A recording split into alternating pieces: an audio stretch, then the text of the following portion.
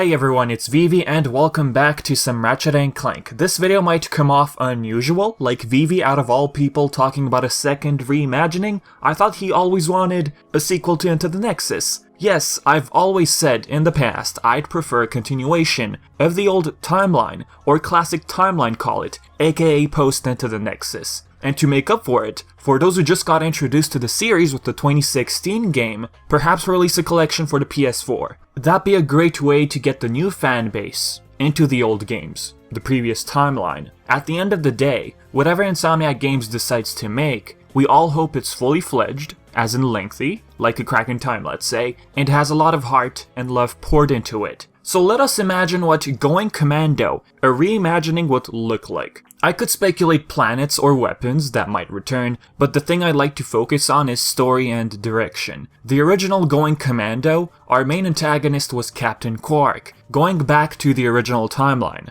By the way, if you're curious about Quark's lore, I did make a video in the past, going over the details and stuff. Going Commando, he had escaped prison. He had dressed up as the CEO of Megacorp, Mr. Abercrombie Fizzwidget. The real Fizzwidget was thrown in the closet. Why did he do that? He wanted to cause chaos intentionally. He wanted the Protopet program to launch earlier than expected, despite Angela Cross, who once worked at Megacorp and left or probably got fired, didn't think the Protopets were ready to be sent out. By causing chaos taking over Megacorp, that was his attempt at rising up the ranks as a hero again. His comeback. Mess up and then come back as Quark and save the day. But nope, none of that happened. As for the reimagining 2016, we are currently at a debatable situation regarding what Quark may do in the second reimagining. Quark remained an antagonist up until the beginning of Up Your Arsenal, originally. As for the movie universe, Quark seems already at a friendlier state looking at this scene.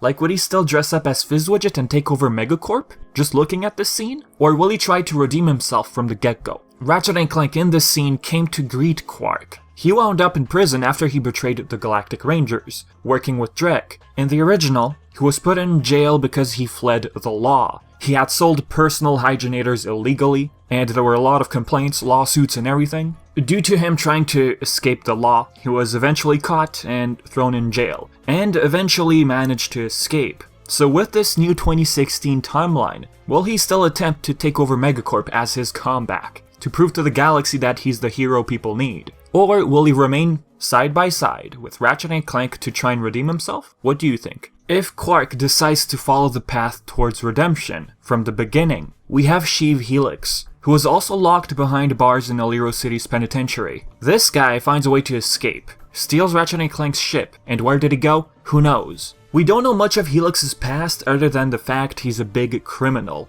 who was locked up at the Eternal Pits of Zordum and the Iron Holes of Novelus, or even more. Just with that fact alone, Helix would be capable to take over Megacorp and dress up as Fizzwidget. And why would he do that? Compared to Quark from the old timeline, Quark wanted to come back, gain his popularity again, be known as the hero again. But as for Helix, he's already a known criminal, so I take it he'd take over Megacorp for money. I mean, he just got out of jail, he needs cash. What better than to throw Fizzwidget in the closet and take over his company? Helix eventually becomes aware that the Protopet is a thing. You can hear the host mention Protopet during the hoverboard races. This race is brought to you in part by Megacorp, makers of this year's most anticipated toy, the Protopet. Pre-order yours today. They exist in this new 2016 timeline. Of course, this is me thinking if, and only if, Megacorp is the center of the plot again in this second reimagining. Next option would be Dr. Nefarious, who was originally introduced in Up Your Arsenal, but with the reimagining, he worked for Drek.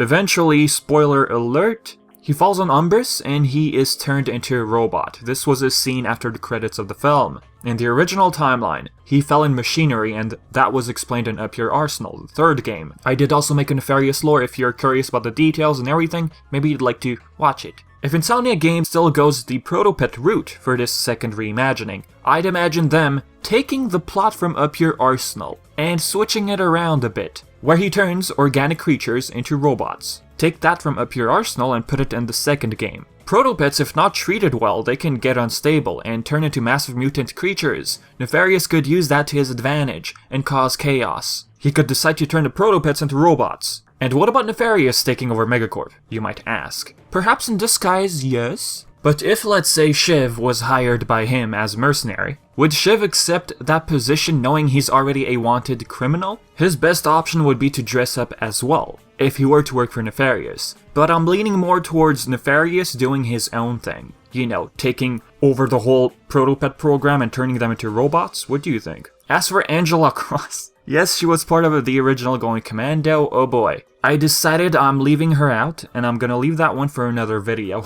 okay? In this new reimagining of Going Commando, let's say, Nefarious taking over, well, they could use that to further explain Quark's relationship with Nefarious in this new timeline. Assuming Quark will quickly join Ratchet and Clank, I'd imagine Nefarious and Quark going back, you know, flashback scenes, and further explaining what happened. All we know about Nefarious is, yes, he was part of the Galactic Rangers. I'm talking about the new timeline here. He eventually goes crazy, winds up in jail and survives, and comes back to work for Drek. Honestly, if Quark goes bad again, might as well just make a one-to-one remake of Going Commando.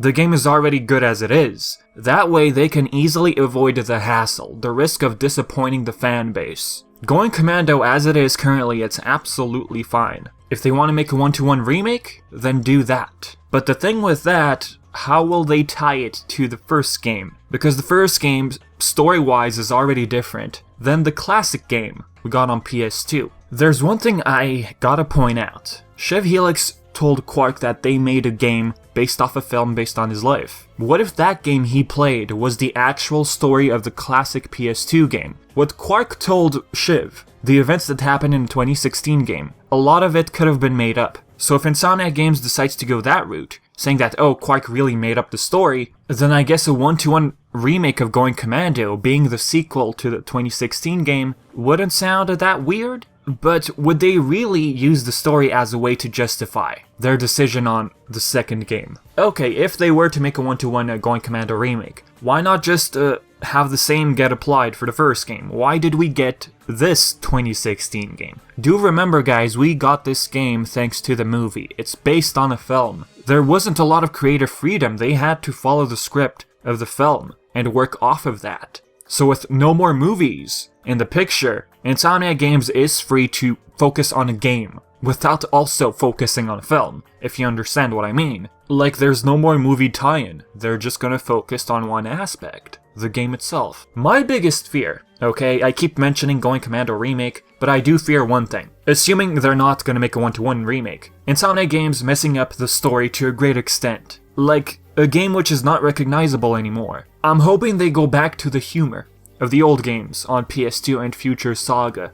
The original felt much cruder in comparison, but the Future Saga's take on humor didn't bother me at all. They both got their charm, and of course, some prefer the crude humor from the originals. Of course, this second reimagining might just be a sequel to the 2016 game without being tied to Going Commando. You know, a brand new adventure. If we do get a brand new adventure, then Nefarious won't even turn people into robots. Heck, Nefarious might not be in this new reimagining. But considering how Sony loves Nefarious, fun fact, this was mentioned by TJ Fixman, writer of the Future Saga, during a Game Developers Conference, GDC. We had Nefarious come back after a cracking time because Sony wanted it. So if we do get a reimagining, a second one, I'd imagine Nefarious being the main bad guy. As for Shiv being the main bad guy, taking over Megacorp, at a quick glance, that might look boring due to his character during the jail scenes in the 2016 game, but if they do it right, they can make Helix look threatening. He is a huge fan of Captain Quark, so I'd like to see how they're gonna turn Shiv Helix into someone who's evil, but also a fan of Captain Quark. So with that being said, folks, this is it for the video. If you have any questions